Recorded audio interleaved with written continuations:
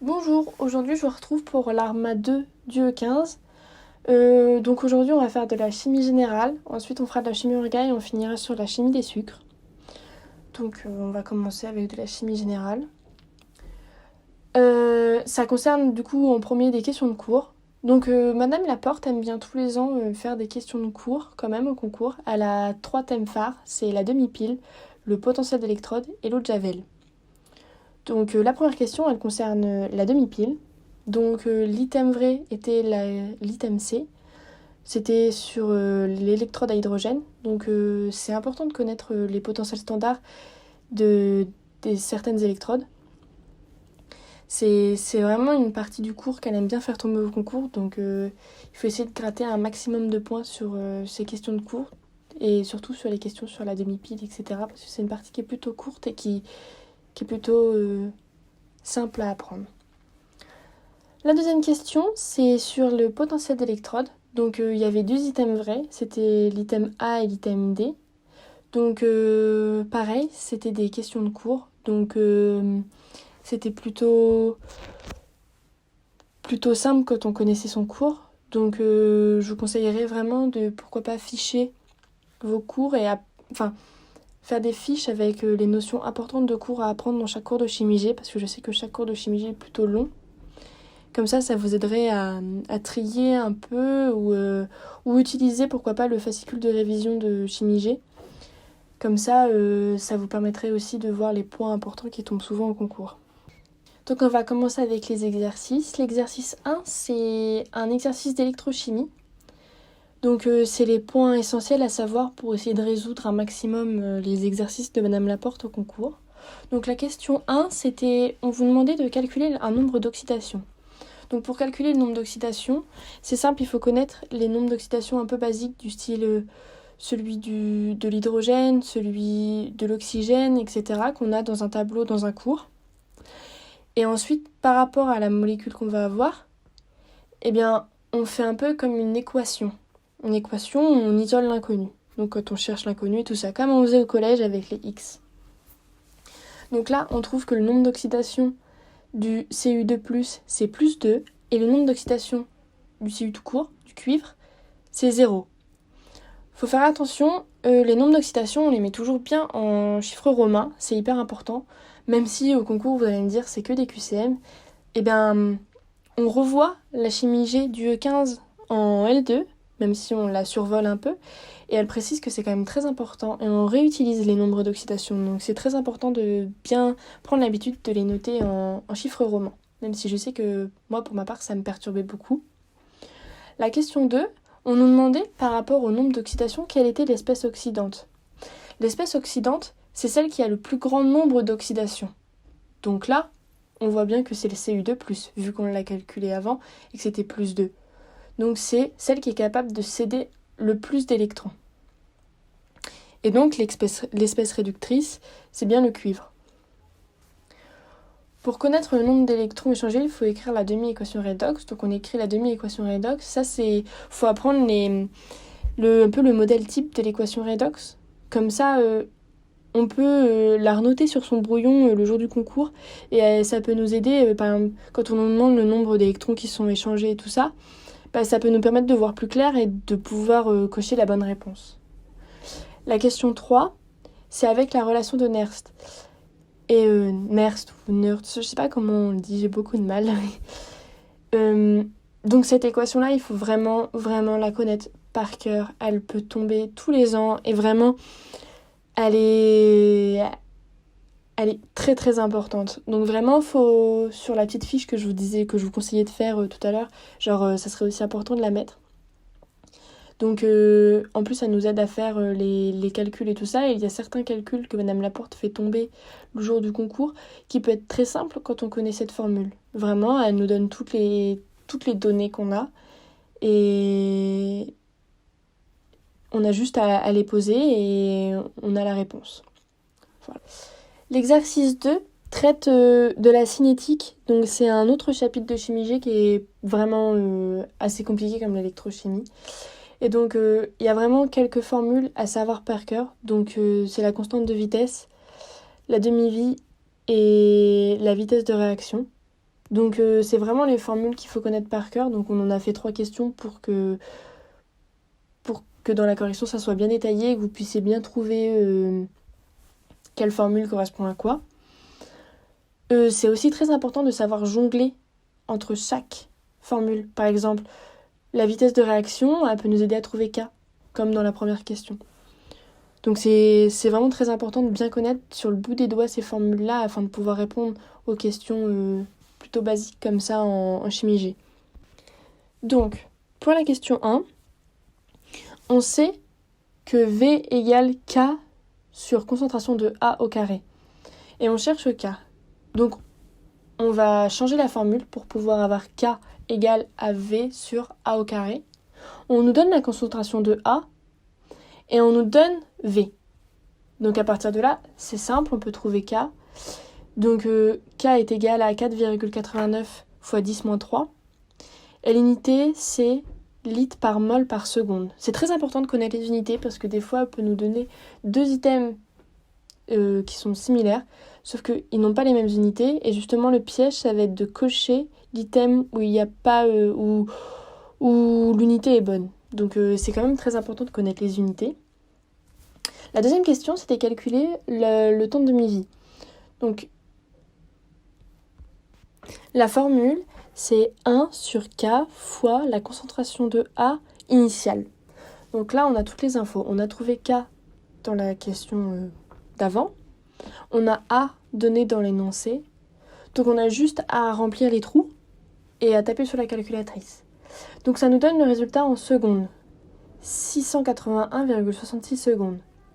Seulement, il faut donner la vitesse en minutes. Donc, on divise par 60. On ne s'est pas écrit dans la correction, mais il faut diviser par 60 pour passer de secondes en minutes. Ça, je pense que vous le savez.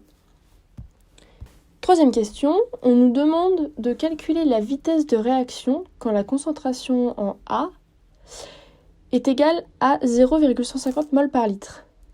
Donc on utilise la formule qu'on a utilisée en haut pour trouver K. Donc V égale K fois A au carré. Donc on a trouvé K en haut, encore une fois. Là on cherche V et on a la concentration de A qu'on nous a donnée dans l'énoncé, donc 0,150 mol par litre au carré. Donc ça nous donne 1,10 fois 10-4. Voilà, donc on a fini la chimie G pour cette dernière ARMA. Donc n'hésitez pas à nous poser des questions sur le forum en chimie G. Je sais que c'est une matière qui est très très dure. Cependant, si je peux vous donner un conseil, ne perdez pas trop de temps sur la chimie G, même si c'est une matière qui est très très discriminante au final, vu qu'elle est très dure. Mais essayez de comprendre vraiment les points clés qu'on a vus dans les différentes ARMA, ou les SOCRA, ou les cols, parce que c'est vraiment ce qui tombe le plus souvent et ce qui est le plus faisable en fait. Parce que c'est une matière qui est quand même très très dure et on sait que elle est pas très facile à aborder.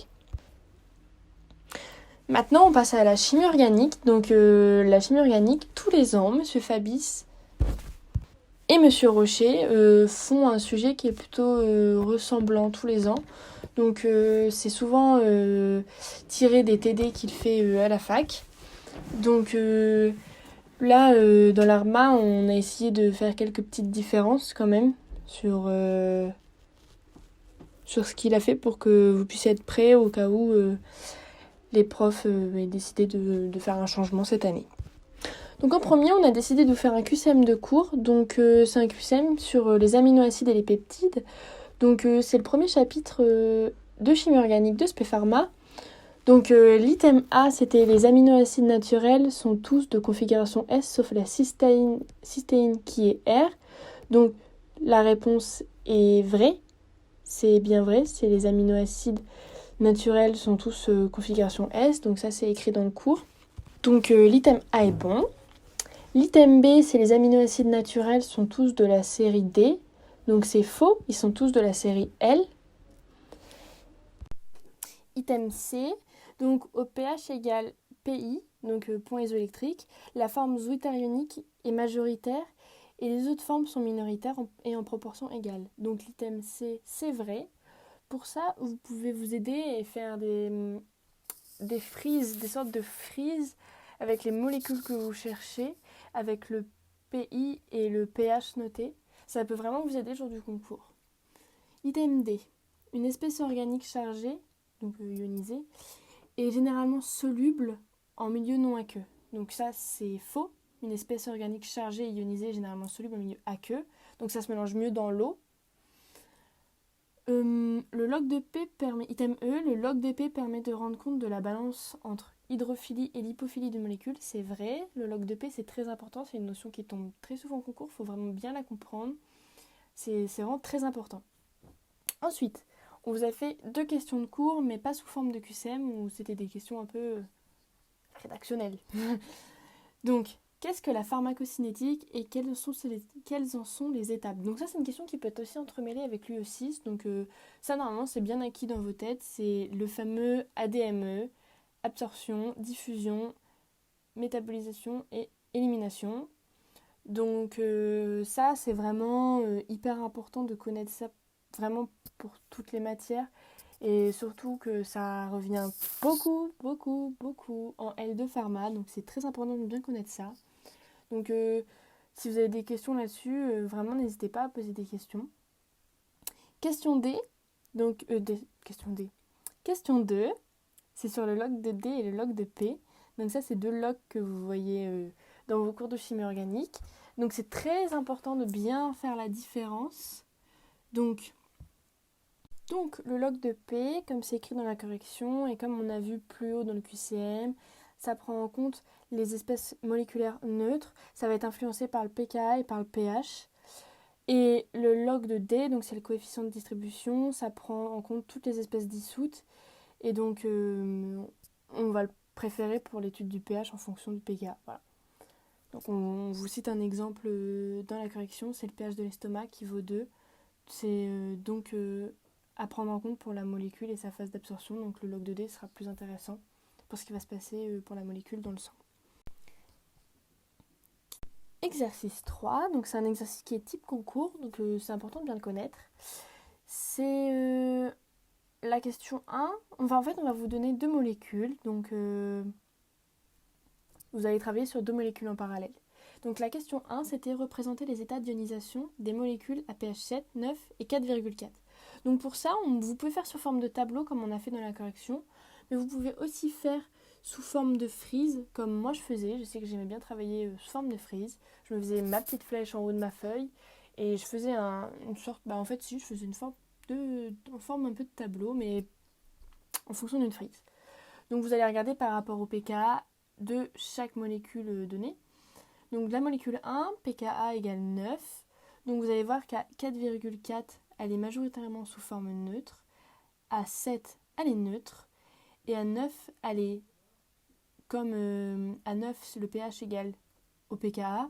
Il y a 50% de forme neutre et 50% de forme ionisée. La molécule 2, elle a un pKa de 4,4, donc à pH égale 4,4. Ça va être comme à 9 pour la molécule 1, donc ça va être 50% forme neutre, 50% forme ionisée, parce que du coup le pH égale pKa. À pH 7, vu que le pH est au-dessus du pKa, ça va être ionisé, et à pH 9, pareil, ça va être majoritairement sous forme ionisée. Ensuite, la question 2, il faut qu'on trouve de quoi séparer totalement les 2 molécules. Donc il faut qu'on choisisse une solution dont pKa est compris entre ces 2 molécules. Donc on en a 2. C'est l'acétate de sodium et le bicarbonate de sodium. Sauf qu'on se rend compte que le bicarbonate de sodium est bien plus au milieu des 2 pKa que l'acétate de sodium. Donc on prend le bicarbonate de sodium qui a un pKa égal à 6,4. L'exercice 4, c'est un exercice sorti des annales. Donc la question 1, c'est quelle est la configuration absolue des 2 carbones asymétriques du dipeptide. Donc A et B, ils sont montrés, donc on n'a pas à les chercher. C'est comme au OS1. Donc le carbone A, je disais, il est de configuration S. Et on regarde sur le carbone asymétrique, l'hydrogène il est en avant du plan. Donc c'est un piège. Donc quand l'hydrogène est en avant du plan, on a une configuration R. Seulement quand on rebalance pour mettre l'hydrogène en arrière du plan, on a bien une configuration S aussi. Question 2. Donc ça, c'est une question qui peut tomber très très très souvent en concours. C'est trouver la voie de synthèse en fait pour trouver le mélange alaline tyrosine. Donc pour ça, en fait, on joue avec les protections. Donc déjà, il faut regarder notre molécule en haut, donc qu'on cherche, donc celle sur laquelle on a travaillé pour trouver les carbones asymétriques. Et donc on regarde pour pouvoir faire la différence entre ce qu'on protège et ce qu'on ne protège pas et où ça se lie. Donc on voit que c'est au milieu, entre le A et le B. On voit que c'est vraiment au milieu ici qu'elles se sont fusionnées. Donc on regarde la proposition A. Donc on constate que la première molécule, le NH2, n'est pas protégée. Donc déjà on peut éliminer la réponse A. Réponse B. On voit qu'ils ont protégé l'acide carboxylique. Donc, réponse B, elle est fausse. Réponse C, pareil. Tout est trop protégé. Ils ont protégé l'acide carboxylique, ils ont tout protégé, donc c'est pas bon, on ne peut pas prendre. La réponse C est fausse. La réponse D. La réponse D, on voit que c'est protégé au bout, mais que l'acide carboxylique, ils l'ont laissé. Et on regarde sur le petit 2, en dessous de la flèche, le NH2, il n'est pas protégé, donc il peut réagir avec l'acide carboxylique, tandis que l'acide carboxylique du petit 2 est protégé. Donc, c'est la réponse D qui est bonne, parce que c'est la seule où ils ont protégé les bons acides carboxyliques et les bons NH2. Du coup, on commence sur la chimie des sucres. Premier exercice de chimie des sucres, c'est un exercice qui est plutôt long. Donc, on nous présente 3 sucres, le dégalactose, le détalose et le délixose. Donc, la question 1, quelle est parmi les suivantes la structure de l'alpha-D-galactopyranose? Donc, on va regarder d'abord le sucre, le dégalactose, et ensuite, on va regarder dans les propositions qu'on a. Faut qu'on compte d'abord le nombre d'atomes qu'on va avoir, le nombre d'atomes de carbone qu'on va avoir. On va en avoir 6, donc ça va être 6. C'est pour ça qu'on va l'appeler pyranose. Ensuite, on nous dit alpha, donc on sait que le OH du carbone anomérique va se trouver en bas. Et ensuite, on sait que quand le OH est à droite sur la représentation de Fischer, donc celle qui est en haut, donc le dégalactose, la fonction va être en bas sur la représentation en cycle de Warworth. Ce qui nous permet de dire que c'est donc la troisième molécule représentée, donc c'est le troisième sucre représenté dans cet exercice-là. Ensuite, dans la question 2, précisez parmi les structures ci-dessus si ce sont des anomères alpha ou bêta. Donc là, c'est simple, c'est dans le cours, il faut bien le savoir vraiment par cœur. Les anomères alpha, c'est quand le OH est en bas, et les anomères bêta, c'est quand le OH anomérique est en haut. Donc à partir de là, on peut trier et faire en forme de petit tableau. Alors on regarde, on en a 3 alpha et 2 bêta.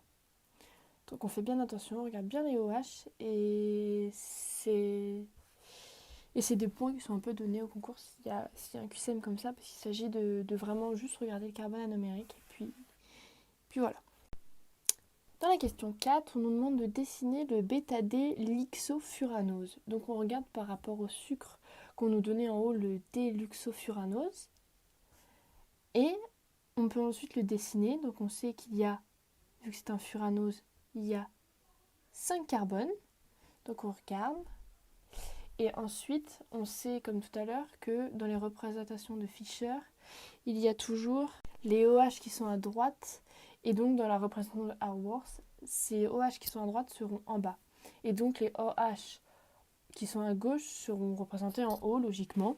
Ce qui fait que ça nous donne la molécule, donc là, donnée dans la correction. Donc là, la question 4. La question 4, c'est un peu sous forme de QCM. Donc, c'est le dégalactose et le détalose sont donc épimères, anomères, diastéréomères, isomères de position ou énantiomères. Quand on les observe tous les deux l'un à côté de l'autre, on constate qu'il n'y a qu'un seul carbone asymétrique qui diffère, donc qui sont différents. Donc on peut donc conclure que ces deux sucres ils sont épimères et diastéréisomères. Donc c'est la réponse A et la réponse C. Ensuite, question 5. Quelle est parmi les suivantes la structure du déaltrose? Donc c'est comme tout à l'heure, sauf que cette fois-ci c'est sous forme on a la molécule avec la représentation de Haworth et on nous demande de la trouver sous la formation de Fischer. Donc c'est un pyranose, donc on compte bien qu'il y ait 6 carbones. On regarde bien les alphas, du coup ce qui nous permet de trier dans les représentations de Fischer.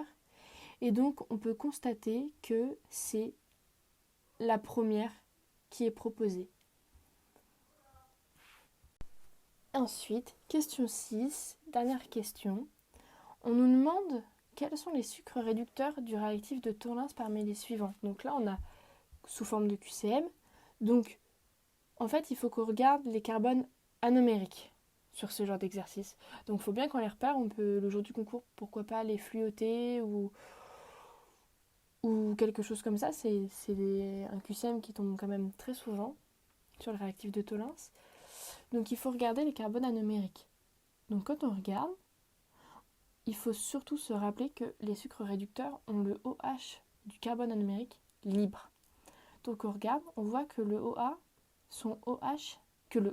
que l'item A, le OH n'est pas libre. Donc on peut barrer l'item A. Ensuite, item B, on voit que le OH, pareil, n'est pas libre. Et en plus, ils sont liés. Donc on barre l'item B. Item C, on regarde, toujours le OH pris. Donc bon, on barre. Là, on regarde la D. Là, la D, on voit que le OH est libre. Donc, c'est un sucre réducteur du réactif de Tollens. Ensuite, le E. On voit que le OH est libre. Donc, pareil que la D, c'est un sucre réducteur. Donc, on coche D et E. Voilà, donc l'ARMA est fini. J'espère que c'est clair pour vous les exercices que je vous ai expliqués. N'hésitez pas à poser des questions sur le forum ou en privé à vos tuteurs si vous avez des questions sur l'ARMA. En tout cas, je vous souhaite bon courage pour cette période de confinement. Prenez bien soin de vous et bien soin de vos proches. Et surtout, accrochez-vous, ça vaut le coup, je vous assure. Donc on se retrouve tous l'année prochaine en P2 Pharma.